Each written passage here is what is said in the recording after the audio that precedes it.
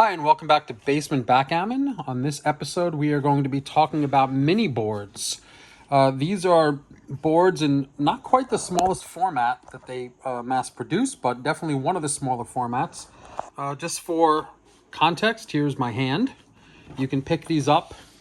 They're quite small. They're all about the same size, which is about 9 inches this way, although this board is 10 inches, and about 6.75 inches, 6.5 or 6.75 inches this way. These three boards were made by three different manufacturers, so you can see the differences. This one is Cardinal. There's a sticker for it over here. It's Cardinal. This one is H.I.T. out of Avenel, New Jersey. And this one is a Casa Aries Mexico. It's what we call an Aries Mexico, H.I.T Mexico, which is made in Mexico. Piel bovino, which means they use cowhide, real cow leather on it. So this is the top end, this is the middle, and this is the low end. Although as a middle end, these two are fairly close. This one's just a little bit better constructed, and this is the top end one. They all have a little bit of differences, so let's open them up and so you can see them. But first, let me show you how they're constructed. On the front, they all have the same single clasp right in the middle of the case in the front, because these were made to be held in your hand just like this. It's quite easy to carry them because they're not that big, smaller than a sheet of paper. And the single clasp in the front is really all you need. They all have the same single clasp in the front, even though they're different designs. The Cardinal board is made out of vinyl. The H.I.T board is also made out of vinyl casing, but it's got a probably a faux leather, some sort of faux leather panel on the back, like most of the H.I.T boards do, and on both sides. That's stitched into the case, gives it a little extra padding, a little extra protection. And the H.I.T board is real black cow leather with a ridge that goes on the side to protect the leather. So when it's laying down, the ridge is what gets all the wear, whereas the leather stays relatively pristine. So let's open them up so you can see the differences of the three boards.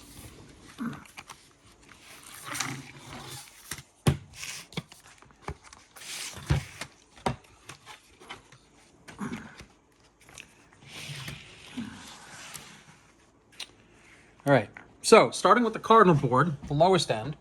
This is a magnetic board. The board is smooth. It's some sort of plastic field. It's plastic interior. Even though it's vinyl on the case and the bumpers, this is a plastic chip tray, and plastic magnetic chips, checkers. So rather small. They're supposed to be. These are magnetic. These stick to the plastic backing. There must be some sort of metal on the back there. And there is a cutout for the dice and the cube. So it's kind of nice. It's nice in the sense that everything is well thought out. There's a lot of room here for the checkers.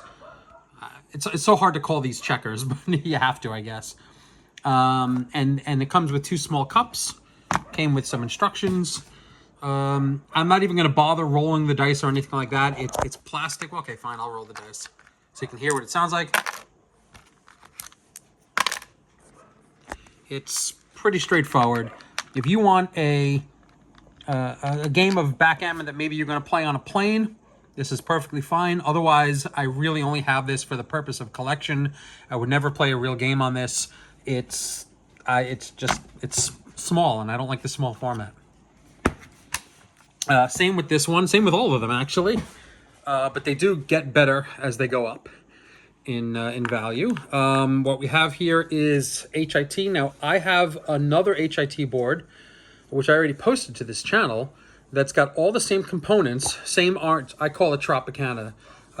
It's got a orange field, which is a vinyl field. It's got these crushed velvet orange paper cups that are covered in crushed velvet.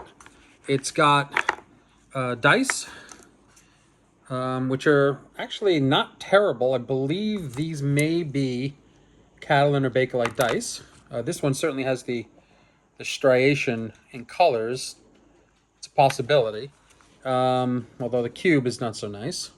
And the same magnetic checkers with the felt backing as the Cardinal board. So these stick to the surface where they're supposed to. Magnetic is not so great here. But they're definitely magnetic to each other for sure. And again, this is perfectly fine if you're going to be on a plane or something like that, and you want to play a game where the checkers aren't going to slide around. You have a very limited space.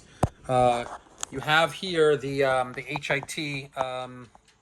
Logo on a panel that's nailed into the surface here. Other than that, it's just a small format board. I don't love it. I don't love any of them. Now this one is a Aries Mexico, which it's hard to see in the camera. There it is, right there. Mexico. And you can see stamped in here, piel bovino, made from real cow leather, is what that means. The surface of these Aries Mexico are woven wool. Let me get down there real good so you can see it. There it is. It's nice woven wool. And even though these are stitched points, these are some of the best stitch points you're going to find. They are rather low to the ground. They do not to the surface. In fact, they're slightly below the felt. So when you rub your finger against them, you don't feel the point. And when you rub your checkers over them, you don't feel the point. Now, some of them, I do have seen that these tips come up slightly, as a lot of these stitched ones tend to do. Here's one right here. This point is slightly above where where optimally it should be. So it's not perfectly recessed, but it's very recessed compared to most of the standard 1970s stitch points. These checkers are not magnetic. They're just small, little, tiny checkers. They're not Bakelite either. They're just simple colored plastic.